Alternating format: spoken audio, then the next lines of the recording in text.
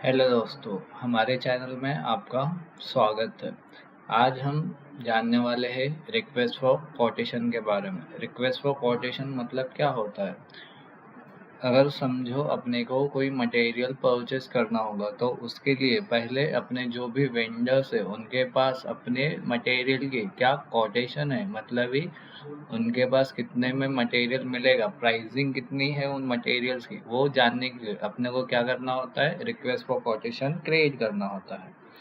तो request for quotation के लिए सिर्फ इतना ही नहीं कि उसमें सिर्फ प्राइसिंग ही रहेगी, उसमें उनके पेमेंट टर्म्स, डिलीवरी टाइम और भी ऐसी चीज़ें होती है। उसके बाद जब हम एक ही मटेरियल के लिए अलग अलग वेंडर्स को रिक्वेस्ट करते हैं कोटेशन की, उसके बाद वेंडर्स ने जो भी कोटेशन वगैरह सेंड किया होगा उसमें अपन क्या करेंगे, उनका कंपैरिजन करेंगे। उसी को बोलते हैं कोटेशन का कंपैरिजन। अब कोटेशन कंपैरिजन करते समय अपन क्या करेंगे कि कौन सा वेंडर कितने में अपने को मटेरियल दे रहा है वो अपन वहाँ पे चेक करने वाले हैं। तो सबसे पहले अपन करेंगे कोटेशंस क्रिएट। तो कोटेशंस क्रिएट करने के लिए अपन ट्रांजिशन कोड यूज करते हैं ME41। तो सबसे पहले ME41 को जाएंगे, यहाँ पे अपनी सारी डिटेल्स वगैरह ऐड कर देनी है।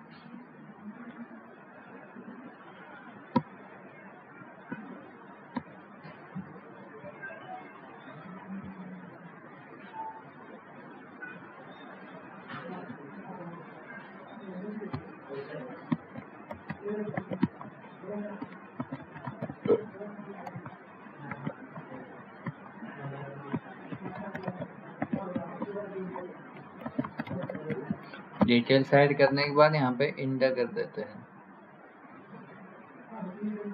एक मिनट।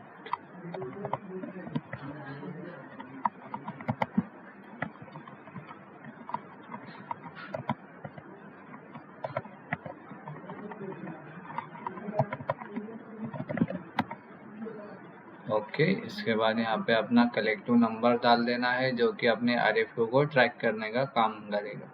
तो यहाँ पे भी अपन जो अपना परचेस ऑर्गेनाइजेशन है वही रख देते हैं, एंटर करना है। और उसके बाद जिस भी मटेरियल का अपने को कोटेशन निकालना होगा उस मटेरियल यहाँ पे सिलेक्ट करके ले लेना है। तो यहाँ पे मटेरियल ले लेते हैं अपन एक, और उसके बाद जितने भी उसकी क्वांटिटी चाहिए अपने को, 1000 10,000 जितने भी क्वांटिटी का अपने को कोटेशन निकालना होगा वो क्वांटिटी यहाँ पे ऐड कर देनी है, इंटर करना है। इंटर करने के बाद यहाँ पे अपने को जाना है वेंडर के एड्रेस आइकन पर। वेंडर के एड्रेस आइकन पर जाने के बाद यहाँ से अपने को क्या करना है, जो भी अपने वेंडर्स वगैरह होंगे वो सर्च करके ले लेने हैं। तो यहाँ पे सर्च करके मैं करता हूँ अपने वेंडर्स ऐड। तो यहाँ पे एक वेंडर ले लिया, इंटर कर दिया, इसको सेव।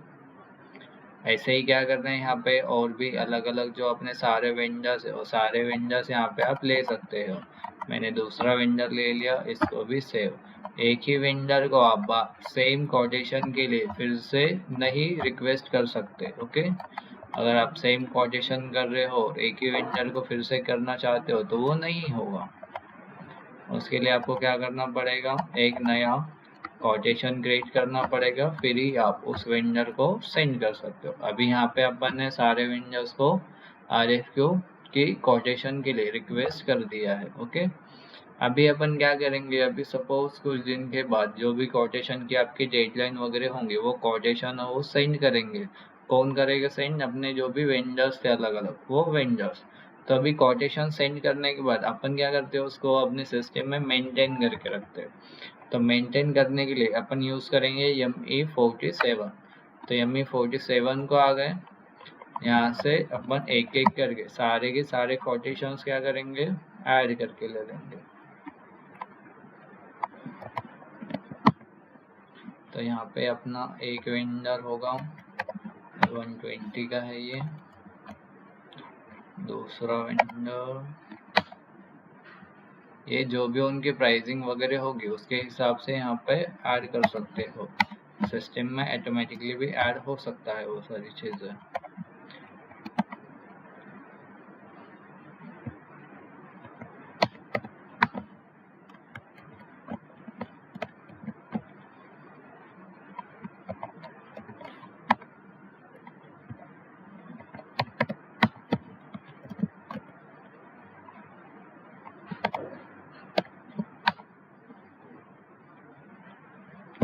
जो भी यहाँ पे अपन नेट प्राइस ऐड करते हैं वो उसकी फाइनल मटेरियल की फाइनल प्राइस कभी नहीं रहती। ओके, उसके बाद भी आप उससे नेगोशिएशन वगैरह करके वो फाइनल प्राइस में भी आप वहाँ पे कंपैरिजन कर मतलब कम उसमें कुछ डिस्काउंट वगैरह लेके कर सकते हो।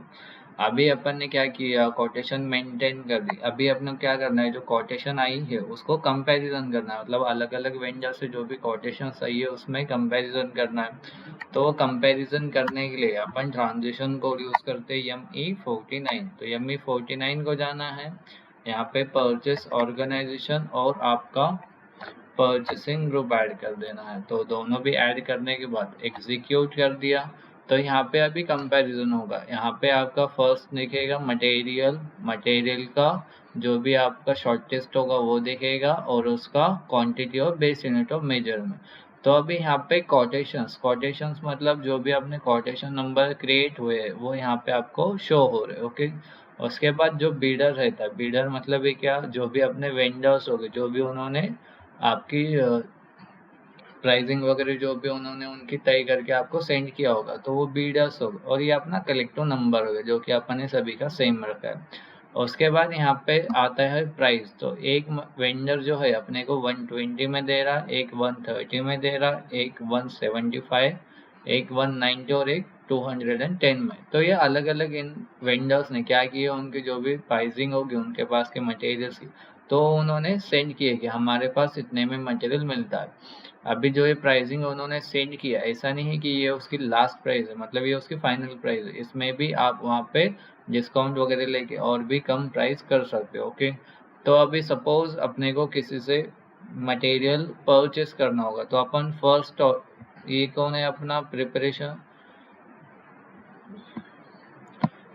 फर्स्ट कौन रहेगा अपने इसमें लिस्ट में, तो ये जो फर्स्ट वेंडर जिसका भी प्राइसिंग सबसे कम होगा वो अपनी लिस्ट में सबसे फर्स्ट रहेगा। ओके, तो ऐसे ही अपन क्या करते हैं, यहाँ पे कंपैरिजन करने के बाद इस वेंडर के पास से जो भी मटेरियल का सैंपल वगैरह होगा वो मंगा के लेंगे, उसको क्वालिटी वगैरह चेक करेंगे। अगर अपने को वो सुटेबल वगैरह लग रहा है कि हाँ इसका मटेरियल वगैरह ठीक है, अपन इसके पास से परचेस कर सकते हैं, उसके बाद अपन आगे की बातें करके उसके बाद से वो मटेरियल मंगा के लेते हैं।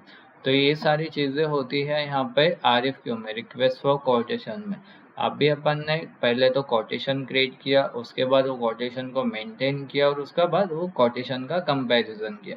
तो ये सारी चीज़ें कहाँ पे होती है बोले तो अगर RFQ में होती है। ओके, अगर इसमें कोई दिक्कत वगैरह आती है तो आप हमें बताइए, क्या आपको कुछ दिक्कत आ रही है तो हम आपको उसका सोल्यूशन भी बताएंगे। Thank you.